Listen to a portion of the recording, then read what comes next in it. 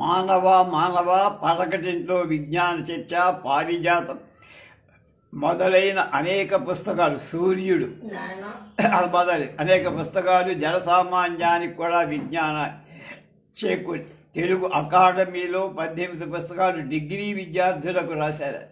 విద్యార్థి లోకానికి సంబంధించిన భౌతిక శాస్త్ర సంబంధమే అనేక ప్రయోగాలు నిర్వహించారు. సామాన్య శాస్త్రం మీద, మాతృభాష మీద ఆయన గల అపార గౌరవ అభిమానాలు, జిజ్ఞాసలు తెలుగువారికి వరప్రదాతలే. సైన్సును అతి సరళమైన తెలుగు భాషలో విస్తృత ప్రచారం చేసిన ఈయన 1992 ఏప్రిల్ 25న మరణం చెందారు. ఇప్పుడు ఇవాళ మనం తీసుకుంది ఆధునిక విజ్ఞానం. వసంతరావు వెంకట్రావు గారు. దీనికి పీఠిక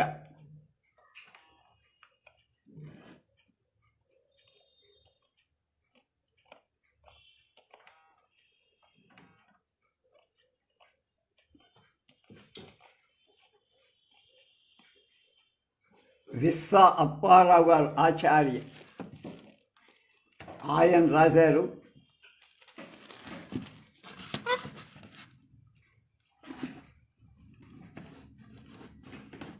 వసంతరావు వెంకట్రావు గారు రాసిన సృష్టి రహస్యం, మంత్రాలు, చంద్రలోక యాత్ర అనే వ్యాసాలు నేను చదివా. ఇందులో ఇమిడి ఉన్న విజ్ఞానం విషయాలు చాలా ముఖ్యం.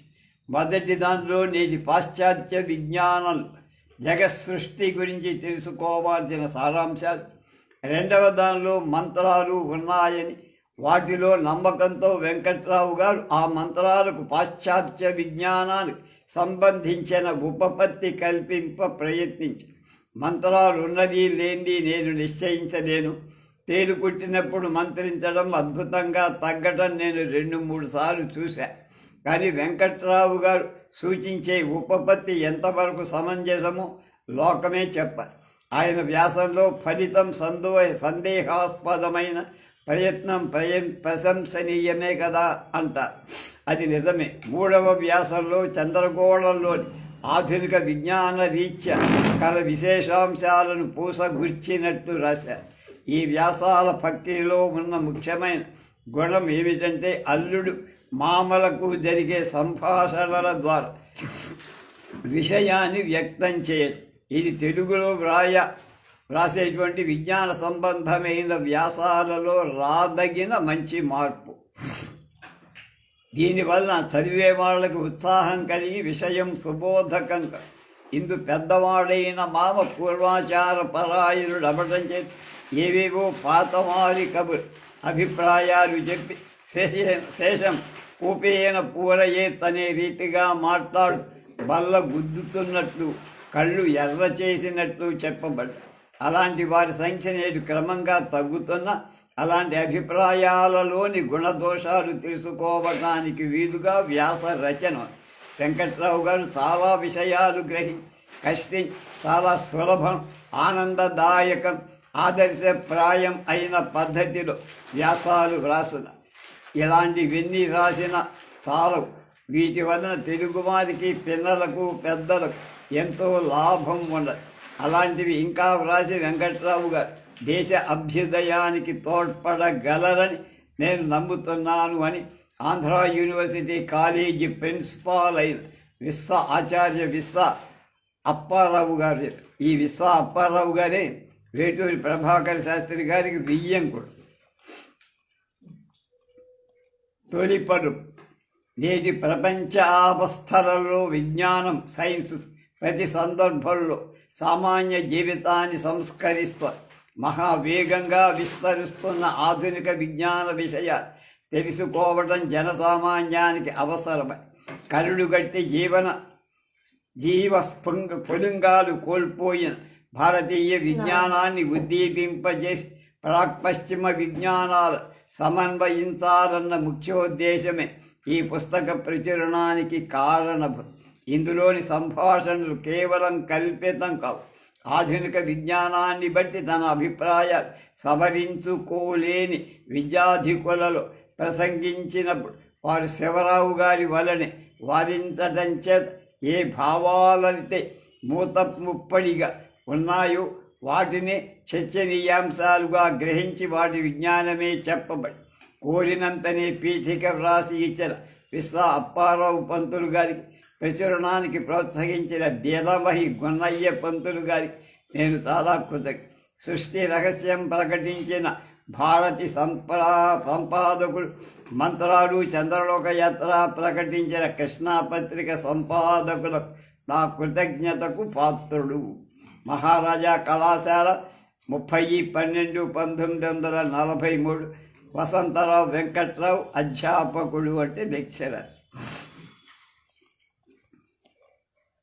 ఇందులో సృష్టి రహస్యం, మంత్రాలు, చంద్రలోక యాత్ర అనే 3 వ్యాసాలుంటాయి. 33 పేజీల వ్యాసాలు. సృష్టి రహస్యం. ఆ ఎర్రగా ఉన్నదేమిటో నల్లని ఆకాశంలో ఎంత మనోహరంగా ఉంది. నీకు తెలియదా? అదొక గ్రహం. నవగ్రహాలంటారు, విన్నావా? విన్నా, కానీ వాటి పేర్లు అయ్యో, నువ్వు ఎరుగుదు నాయనా. తెలుసున్న నాకు జ్ఞానం నీకు లేదు, తెలుసును అన్న జ్ఞానం నీకు. వారాల పేమిటి ఏమిటనుకున్నావు? గ్రహాల పేర్లు. మొదటి నుంచి తీసుకో. ఆదివారం అంటే ఆదిత్యుడు సూర్యుడు, సోమవారం అంటే సోముడు చంద్రుడు, మంగళవారం లేక భౌమవారం అంటే భౌముడు కుజుడు, అలాగే బుధవారం అంటే బుధుడు, గురువారం అంటే గురుడు, శుక్రవారం అంటే శుక్రుడు, శనివారం అంటే శని. ఇప్పుడు వరుసగా సూర్య చంద్ర కుజ బుధ గురు శుక్ర శని 7 గ్రహాలే. ఇవి కాక రాహువు కేతు, ఇవి ఛాయాగ్రహాలంట. అయితే ఏమిటివి? పుట్టినప్పటి నుండి మండుతున్న పెద్ద అగ్ని గోళ. ఇప్పుడు చాలా వరకు అన్నీ ఘనీభవించాయి, గడ్డగట్టి. కొన్నిటిలో పర్వతాలు ఉన్నట్టు కనిపిస్తుంది. నక్షత్రాలు మినుక్కులాడుతాయి. గ్రహాలు కాంతి చలనం లేకుండా విద్యుత్ దీపాల్లాగా ఉంటాయి. అదిగో తూర్పున చూడు, ఇప్పుడే ఇంకో గ్రహం ఉదయిస్తుంది. అది గురుడు. సూర్యుడిని నవగ్రహాలలో చెప్పారే కానీ సూర్యుడు గ్రహం కాదు, సూర్యుడు ఒక నక్షత్రం. సూర్యుడిలో నుండి ఈ గ్రహాలన్నీ జన్మించాయి. మన భూమి కూడా గ్రహమే, సూర్యుడిలో నుంచి పుట్టబట్టి ఇవన్నీ కూడా సూర్యుడి ప్రదక్షిణాలు చేస్తూ ఉంటాయి. మన భూమి ఒక ప్రదక్షిణం చెయ్యటానికి ఏడాది పడు. అసలు ఈ నక్షత్రాలు ఏమిటి స్వామి? నక్షత్రాలన్నీ మండుతున్న అగ్ని గోళాలు. ఆ గోళాల నిండా వాయువే కాని ఘన పదార్థాలు, ద్రవ పదార్థాలు లేవు. ఏమిటి? నక్షత్రాలు మండుతాయా అంటూ మా కబుర్లకు అడ్డం వచ్చారు శివరావు గారు. అప్పుడే భోజనాలు అయ్యాయి. మండు వేసవి ఎండగాడ్పులతో దినమంతా ఎలాగో గడి రాత్రి భోజనాలయ్యాక అప్పుడే డాబా మీదకు వచ్చి ఊర్ధముఖంగా పడుకున్నా. నేను మా మేనల్లుడు రామం 5వ ఫారం చదువుతున్నాడు. కొంచెం చురుకైన పిల్లాడు. కొత్త విషయాలు ఏదైనా కష్టపడి నేర్చుకుందామనే ఆసక్తి బాగా ఉన్నవాడు. ఇద్దరం పడుకొని నిర్మల ఆకాశం వైపు చూస్తాం. నాకు నక్షత్రాలు చూడడం అంటే సరదా, వాటిని గురించి మాట్లాడటం అంటే మరీ సరదా. అందులో పిల్లలకి చెప్పడం అంటే అపరిమిత ఆనందం. ఏమంటే పిల్లలకి ఏదైనా బోధపరిచినప్పుడు మనం కూడా నేర్చుకుంటామని నా ఉద్దేశం. సమగ్రమైన జ్ఞానం ఉంటేనే వారు అడిగే యక్ష ప్రశ్నలకు సమాధానం చెప్పడం కష్టం. మనకి మూత ముప్పిడిగా ఉన్న భావాలని వారితో ప్రసంగించినప్పుడు సువ్యక్తమవుతాయి. ఆ నిర్మల వినీలాకాశంలో మెరుస్తున్న నక్షత్రాలను చూసేసరికి రామానికి మతిపోయి ఉండాలి. అవేమిట్రా అన్న ప్రశ్న వచ్చి సరిగ్గా మా నెత్తి మీదనే ఉన్నాడు కుజుడు. కుజును చూడగానే ఎంత బాగుంది అన్న పలుకులు అప్రయత్నంగా జారాయి వాడి నోట్లోంచి. మేమిలా మాట్లాడుతుంటే అప్పుడే మేడ మెట్లెక్కి గదిలోకి వెళుతూ నా తుది మాట విన్నారు శివరావు గారు. శివరావు గారు మా మేనమామ. 4:10 దాటిన తర్వాత వయస్సు. 4:10 అంటే 40. సామన ఛాయ అంత పొడుగు కాదు, పొట్టిగా.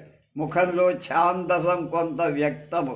ఉద్యోగరీత్యా ఊపిరి తెరగని పనులున్న సంధ్యావందనం, గాయత్రీ మంత్రజము, రామాయణ పఠనం, భగవద్గీతా పారాయణం అనుదినం కాలోచితంగా, అంటే ఏ సమయంలో ఎలా చేయాలి, అంతరాయం లేకుండా సాగిస్తా.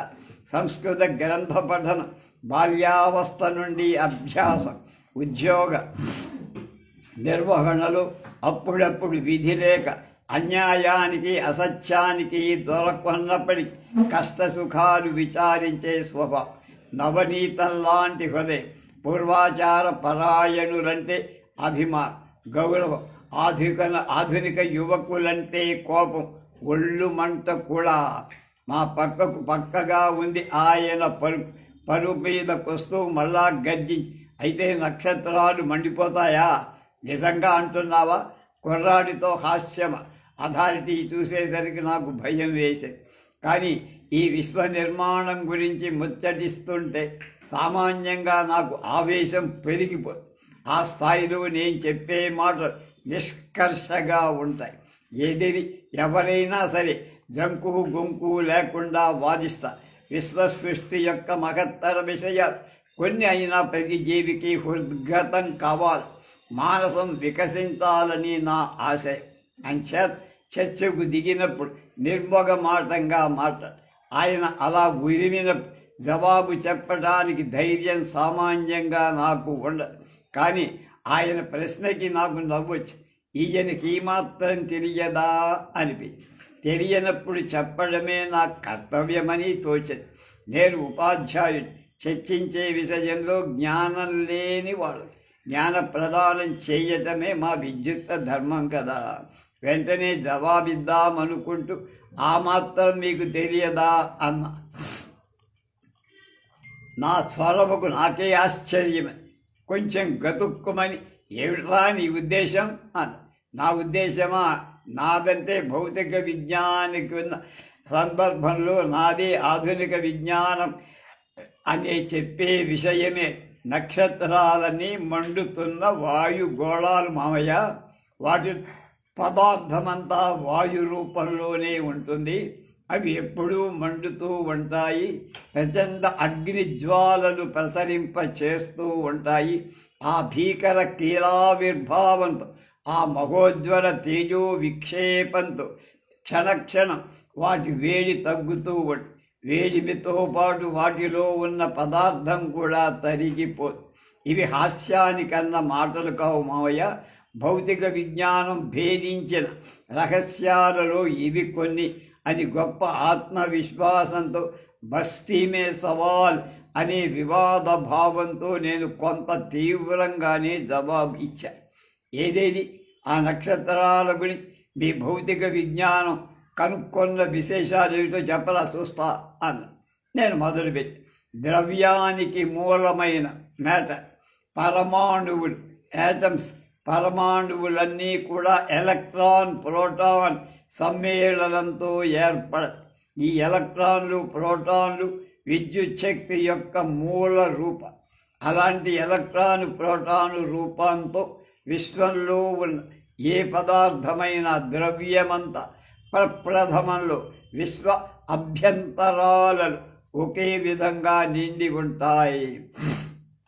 ఏదో కారణం చేత అదేదో నిశ్చయంగా చెప్పలేం, కానీ ఒకప్పుడు ఈ ఎలక్ట్రాన్ ప్రోటానుల స్థానం అనే మహార్ణవంలో, అర్ణవం అంటే సముద్రం, అక్కడక్కడ గుమికూడుతూ దీవుల్లాగా ఏర్పడటానికి అవి ప్రారంభించాయి.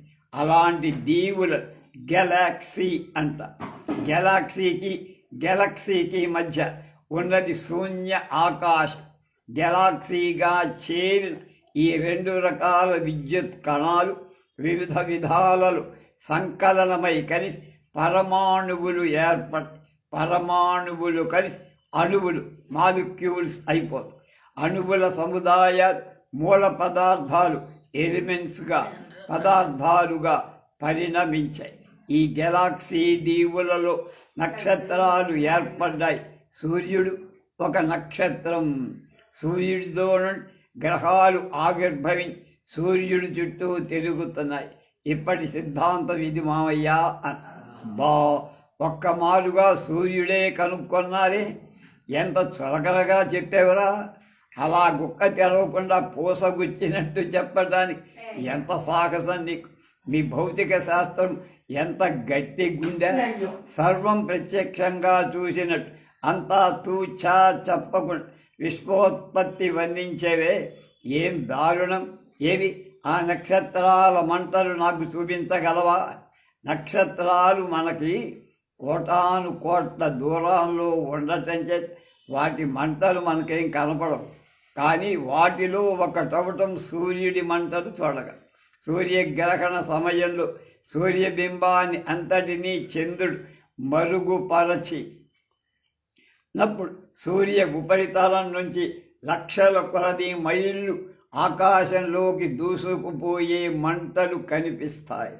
ఏ ప్రసిద్ధ నక్షత్ర పరిశోధనా గారంలో తీసిన ఛాయాచిత్రమైన ఫోటోలో అలా కనపడచ్చు. కానీ ఇంకొక విషయం, పూజ్యుడైన ఏ మహామునీశ్వరుడి దగ్గరకు, ఏ యోగి పుంగవుడి దగ్గరకు పోయి, అయ్యా యోగ చింతా నిమగ్నులై చైతన్య రహితులై నిర్వికల్ప సమాధిలో కూర్చుంటారే, నన్ను కూర్చోబెట్టగలరా అంటే ఆయన ఏం చెప్పగలడు? నాయన, కావాలనేగా లభ్యమయ్యేది కాదు యోగనిష్ట, అనంజమై అభ్యాసం చెయ్యాలి, ఎవరి మట్టు వాళ్ళు అనుభవించాలి అంటారు కదా. ఆ విధంగానే మా పరిశోధన ఫలితాలున్నాయి. దానికి అనుగుణంగా ప్రతిపాదించిన నియమాలు సిద్ధాంతాలు ఉన్నాయి. కుతూహలం ఉంటే అవి పఠించి గ్రహించుకో, అంతేగాని శాస్త్రజ్ఞుని పరిహసించి ఏం లాభం. విశ్వంలో శాశ్వతంగా స్థిరంగా ఉండేవి లేనే లేవా అన్న. నక్షత్రాలకి క్షయం తప్పదా? ఎవరు చెప్పారా నీకు? సూర్యుడు కూడా క్షీణిస్తున్నాడంటే ఎలా నమ్మావురా? సూర్యుడి శాశ్వత జ్యోతి అని మన ప్రాచీన శాస్త్రాలు ఘోషిస్తుంటే ఈ క్షీణభావం ఎవరా చెప్పారా మీకు అని నాకు కోపం ఒళ్ళుమండి. సరే, మీ సంశయం బహు సమ్మతంగా ఉంది మామయ్య. ఆ క్షీణభానుడు అనటానికి మీ ప్రమాణాలేమిటో చెప్పండి అన్నాను. అక్షీణభావుడు అంటే సూర్యుడు క్షీణించడు అని చెప్పడానికి మీ దగ్గర ఆధారాలు ఏమిటి అన్నా కొంచెం గద్గద స్వరంతో. ప్రమాణాలా? అలా దరికిరా చూడు. ఆ విషయం మన ఋషులు కనుక్కున్నారా? వాడు చెప్పిన విషయాలు కొద్దిగా కూడా దోషమని, భౌతికంగా కాకపోయినా మానసికంగా వాళ్ళు సర్వం అనుభవించి ఆ అనుభవాలు శాస్త్రాల రూపంగా మనకు అందచేశారు. అది నమ్మకపోవడం మన జాడ్యం అంతే, దానికి సందేహం లేదు అంటూ అంధునికి దృష్టి ప్రసాదించినట్టు తలపోస్తూ నా అజ్ఞాన తిమిరాన్ని ఛేదించే శక్తి గల వాడి చూపు నా ముఖం మీద కేంద్రీకరిస్తూ సగర్వంగా క్షణకాలం నా వైపు తదేక దీక్షతో చూశారా. ఆహా, మీ ప్రమాణాలని నమ్మాలిందా? నమ్మని వాడు మూర్ఖులా, శుద్ధ పశుప్రాయులా? పదార్థ నిర్మాణం కనుక్కొని అనంత కోట్ల మైళ్ళ దూరాన ఉన్న నక్షత్రాల ఫోటోలు, ఛాయాచిత్రాలు తీసి వాటి నుండి వచ్చే కాంతిని విశ్లేషించి పరిశోధనాకారాలు అంటే ల్యాబొరేటరీలో వివిధ తాపక్రమాలలో అంటే ఉష్ణోగ్రతలు ప్రజ్వరిల్లుస్తున్న లోకాల కాంతిని విశ్లేషించి ఈ రెండు రకాల విశ్లేషణ చిత్రాలు సరిపోల్చి ఏ నక్షత్రంలో ఏ పదార్థం కానీ లోహం కానీ ఏ అవస్థలో ఉండటానికి అవకాశం ఉందో నిర్ణయిస్తూ నక్షత్రాల బరువు, దూరం, తాపక్రమం అంటే టెంపరేచర్ కనుగొన్న ఆధునిక శాస్త్రం దోషమంటావా? కేవలం కళ్ళ అబద్ధం అంటావా? అసభ్యమంటావా? ఆ విజ్ఞానాన్ని నమ్మిన కుంకలు శూరులా సొంఠలా? కొంచెం తీవ్రంగానే అన్నా నేను, కోపం పెట్టి. మన ప్రాచీన శాస్త్రాలంటే నాకు మహాగౌరవం. ఆధునిక శాస్త్రజ్ఞులు చిత్ర విచిత్ర సూక్ష్మ యంత్రాలు కల్పించి పరిశోధిస్తూ ఉన్నా ఇప్పటికింకా కనుగొనలేని రహస్యాలు విశేషంగా వాటిలో ఉండొచ్చునని నా అభిప్రాయం. అవి ఉత్కృష్టమైనవి, పూజనీయమై, భావి విజ్ఞాన అభ్యున్నతి మహోపకారమై అని నాన్న. అంచేత వాటి మీద తిరస్కార భావంతో నేను ఇలా మాట్లాడుతున్నానని మీరేం భ్రమపడదు. నేను చెప్పబోయే విషయాలు కొంచెం అనుభూతితో శాంతంగా గమనించాలని నా కోరిక. కొంచెం సావధానంగా వింటారా అన్నారు. మన ప్రాచీన విజ్ఞానం మీద ఉన్న మీ అభిమానమే కొంత దురభిమానం అనిపిస్తోందని చెప్పాలి. చెప్పినందుకు నేను క్షమించు. ఎలాగంటే మన ఋషీశ్వరుడు అనుభవాలన్నీ మానసికంగా పొందారని నేను నమ్ముతా. వాళ్ళని మించిన మార్గం ఏం లేదు. వాళ్ళేమో శాస్త్రీయ ఉపకరణాలు ఏమి అంటే ఆపరేటర్స్ అంటారే లేవు, ఉపయోగించేరు అంటానికి ఆధారాలు కూడా అసలు అభావమే అనవసరం అనుకుంటా.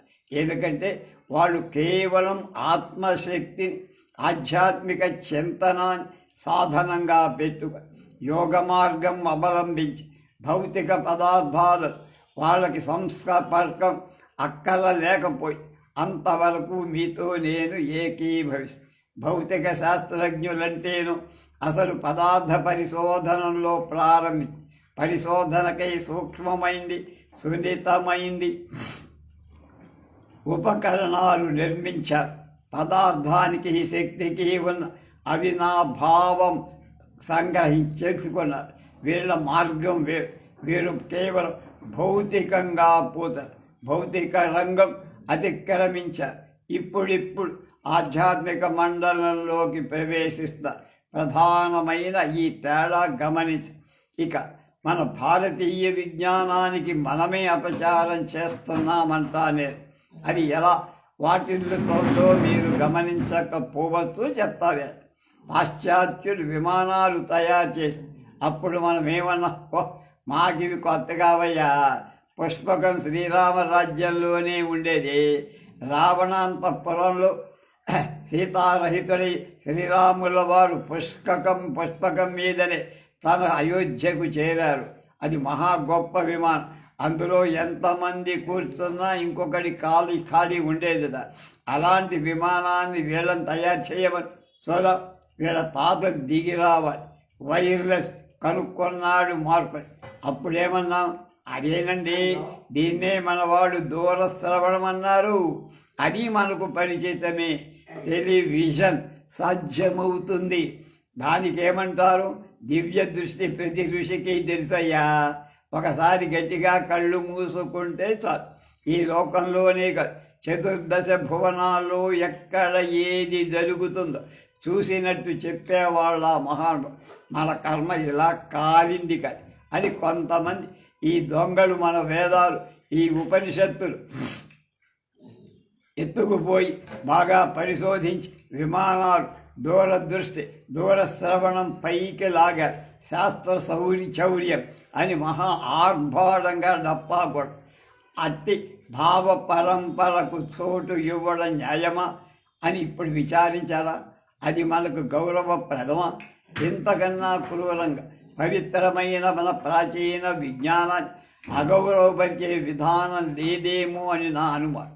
మీరు చెప్పినట్టు మన ప్రాచీనుల ఆధ్యాత్మిక మార్గమై ఆధునికుల భౌతిక పదమైతే ఈ రెండికి సంబంధమేమి?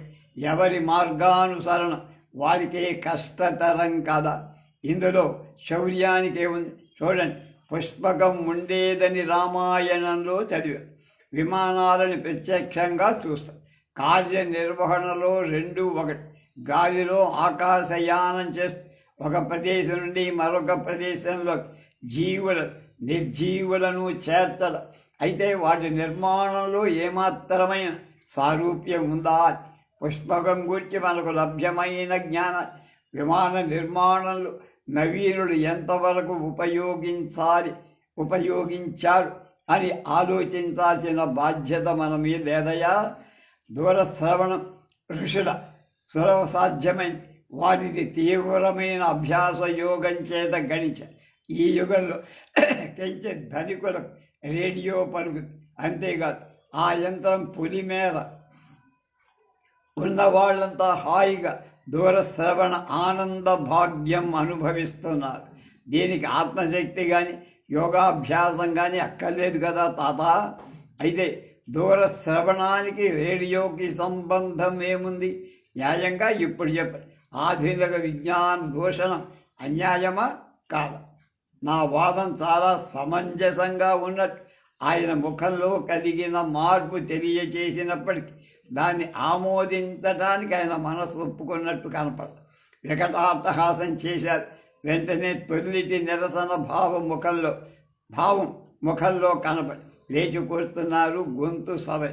మీ శాస్త్రానికో స్థిరత్వం ఏర్పడిందట్రా. మీ వాదాలు నియమాలు సిద్ధాంతాలు రోజు రోజుకి మారిపోవట్లేదట్రా.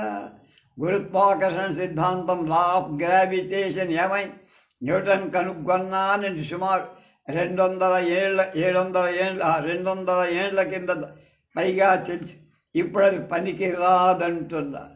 కాంతి తరంగాలంటారు, కాంతి కణాలంటారు, ఒకసారి ఈధర్ అంటారు, ఒకసారి లేదు ఈధర్ అంటారు. మన ప్రాచీన శాస్త్రాలలో ఉన్న శాశ్వత సత్య సూత్రాల వంటి మీ ఆధునిక విజ్ఞానాలు మత్సుకైనా ఉన్నాయట్రా. అన్నిటికంటే దుర్భరమై మీరు దేవుడు లేదంటారే. నోబెల్ బహుమానం పొందే జగద్విఖ్యాత పురుషు మహాశాస్త్రవేత్తలు ఏమంటున్నారా? దేవుడు లేనట్టుగా పదే చాటుతాను. ఇంకొకటి చెప్పరా అయ్యా. ఆదిని విశ్వంలో అంటే మొదలు సర్వత్రా వ్యాపించి ఉన్న విద్యుత్ కణాలు ఒకప్పుడు అక్కడక్కడ గుమి కూడటం ప్రారంభించాయన్నావు కదా. అలాగెందుకు కావాలో చెప్పగలవా? ఏ విషయమైనా సరే ఏమిటి అంటే మీరు చెప్పగలరేమో కానీ ఎందుకు అన్న ప్రశ్నకు మీరు సమాధానం చెప్పలేరురా. మీది కేవలం నాస్తికత్వం రా. అదే నా ఒళ్ళు మంట కారణం అన్న. నా సమాధానం వినండి. మా శాస్త్రాలకు స్థిరత లేదని, అవి ఎప్పుడూ మారిపోతున్నాయని నెపం వేశారు మామగారు. నిజమే, ఒప్పుగా. అయితే విజ్ఞానం అంటే ఏమిటి? ప్రకృతిలో గమనించిన దృగ్విషయాలను, కంటికి తెలిసిన విషయాలు సంకలనం చేసి ఒక చోట చేసి సందర్భానుసారంగా వాటిని విభాగాలుగా చేసి ఒక్కొక్క శాఖకు అనువైన సిద్ధాంతాలు నియమాలు ఏర్పరుస్తాయి. పరిశోధనా శక్తి అభివృద్ధి అయిన కొద్దీ బయల్పడే విషయాలు కూడా అధికమవుతాయి. విషయాలు ఎక్కువైన కొద్దీ వాటిని కూడా పరిగ్రహించే సూత్రాలను సవరించాలి. సిద్ధాంతాలు మారుతున్నాయంటే వాటి అస్థిరత్వం చేత కలిగిన మార్పుగా కొత్త విషయ సంకలంతో సిద్ధాంతం యొక్క వ్యాప్తి విస్తరిస్తోంది. అందుకు సిద్ధాంతాలను సమగ్రం చెయ్యాలి. చూడండి, కాంతి కిరణాల్లో కాంతి కణాలున్నాయన్న మొదట ఆ వాదం మీద కాంతి వికర కిరణాలు పరావర్తనం, రిఫ్లెక్షన్ అంటే ప్రతిబింబం కనిపించడం, వక్రీకరణం పొందడం అంటే రిఫ్రాక్షన్ అంటే గాలిలో నీటి కిరణాలు నీటిలోంచి పోయినప్పుడు ఆ సమతలం దగ్గర వంగడం అనే విషయాలు సమర్థి. తర్వాత సంఘర్షణ, ఇంటర్ఫియరెన్స్ అనే కొత్త విషయం బయటపడి ఈ కళ సిద్ధాంతం దానికి వర్తించింది. అప్పుడు కాంతి కిరణాలు తరంగాలుగా ఉన్నాయన్న. ఇటీవల మరల కళ సిద్ధాంతం కూడా ఒప్పుకుంటుంది.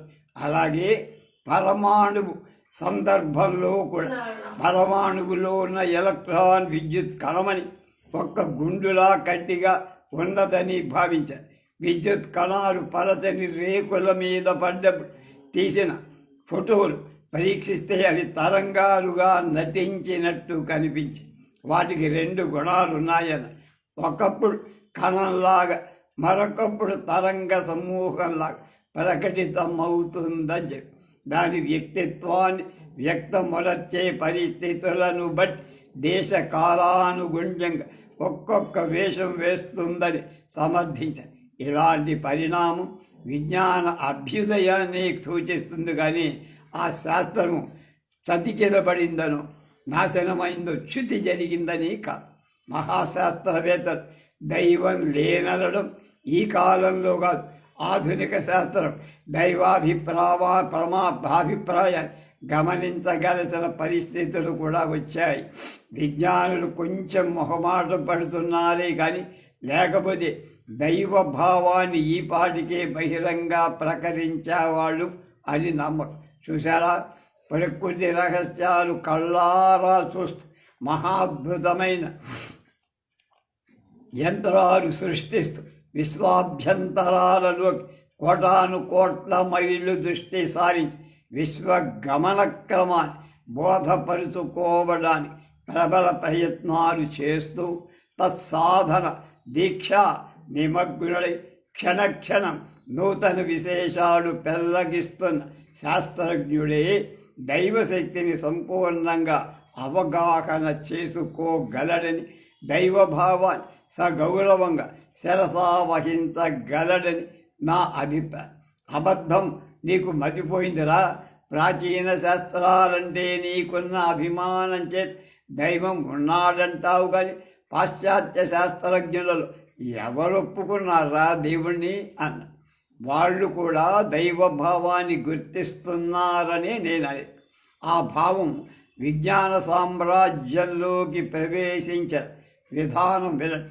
ఇప్పుడే మీరు అడిగారు, ఆది అంటే మొదట్లో విద్యుత్ కణాలు ఎందుకు అక్కడక్కడ దీవుల్లాగా చేరాయి? ఎందుకంటే మనం ఎరగం. వాటిని అలా చేర్చిన కర్త ఎవరంటే మౌనమే సమాధానం, లేదా ఛాన్స్ అంటారు. దానికి సరైన తెలుగు పదం ఎత్తడం లేదు. అందాక విధి అందాం. అటువంటిదే రేడియో ధార్మికత్వం, రేడియో యాక్టివిటీ. రేడియం పరమాణు విచ్ఛిన్నమవుతూ హీలియంగా సీసంగా మారిపోతున్నాయి కదా. ఆ పరమాణువు గర్భంలోంచి కొంత శక్తి ప్రసరిస్తూ ఉంటుంది కదా. అది పైకి పోతూ చివరికి అంతా అయిపోయిన తర్వాత సీసంగా రెడ్డిగా మారిపోతుంది. అవిచ్ఛెత్తి ఎందుకు వాటిల్లుతోంది, ఆ విచ్ఛెత్తి ఎందుకు వాటిల్లుతుందో చెప్పదు. దానికి ఆ మార్పు స్వాభావికం. విచ్ఛెత్తి మటుకు నిరంతరంగా అవుతుందనే విషయం ప్రత్యక్షంగా చూపిస్తారు. ఒక నియమానుసారంగా విచ్ఛెత్తి కావలసిందే కానీ మనం ఎంత ప్రయత్నించినా దాన్ని మార్చలేమండి.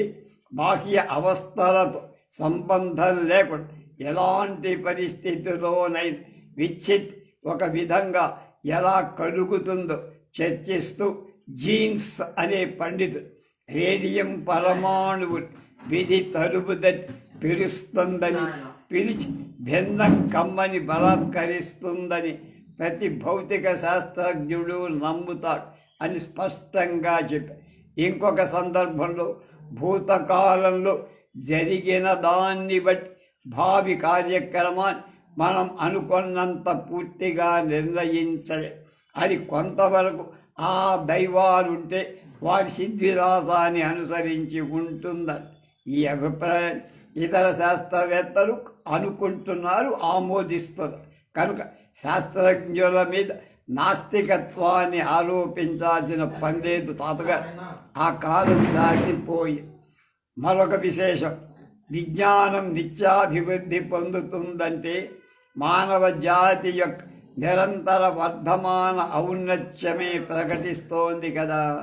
మానవుడి రోజు రోజు ప్రవర్ధమాన మేధాశక్తి ఆకాశంలో అగోచరమైనటువంటి శక్తులు వశం చేసుకొని అభ్యుదయం కోసం నిరంతరంకుశంగా వాటిని ఉపయోగిస్తూ ఎవరి physicist rather believes that fate knocks at the door of radium atom and compels it to break up such gay genes. And my mysterious universe లో రాశాడు. కనుక విషయం మానవుడు సగర్వంగా ప్రకటించని ఆ దృక్పథంతో చూస్తే వ్యయ ప్రయాసాలకొచ్చి ఒక్కొక్క నూతన అంశం కనుగొనే సందర్భం ప్రాణత్యాగానికి కూడా వెనుదీయక జ్ఞానం కేవలం జ్ఞానం కోసమే అన్న నాలెడ్జ్ ఫర్ నాలెడ్జ్ కేసు అనేటువంటి ఉత్కృష్ట ఆశయంతో విజ్ఞాన ఫలాన్ని సామాన్య జనానికి అర్పించే స్వార్థ త్యాగబుద్ధితో కృషి చేసే భౌతిక విజ్ఞానులు అభివందన పాత్రులు అవటానికి సందేహం ఉందా? మానవ జాతికి వాడు తలమానికం లాంటి వాడు కాదా? ఏమంటారు మావయ్య? నువ్వు చెప్పినవన్నీ చాలా వింతగా ఉన్నాయిరా. నాలో నేను వితర్కించుకొని మననం చేసుకుంటే కానీ ఏం చెప్పలేను. నీకు నిద్ర రావట్లేదా? వస్తున్నాదండి అన్న మాట జ్ఞాపకం. అలాగే పడుకొని నిద్రపోయా. తెలివి వచ్చి 4 దిక్కులా చూసేటప్పటికి భళ్ళున తెల్ల చైన భాస్కరుడు ఉన్నానని కోపం చేత కాబోడు తీవ్ర కరాభిఘాతంతో నన్ను లేపుతారు. కర అంటే చేదు దెబ్బ, కెర అంటే కెరళ. కనుక సూర్యుడు కాఫీ పట్టుకొని వస్తూ మామా ఇంకా లేవలేదా అన్నాడు మా మేనల్లుడు రాము. రేపు మంత్రాలు అనే విషయం మీద వారు ఏం చెప్తారో తెలుసుకుందాం.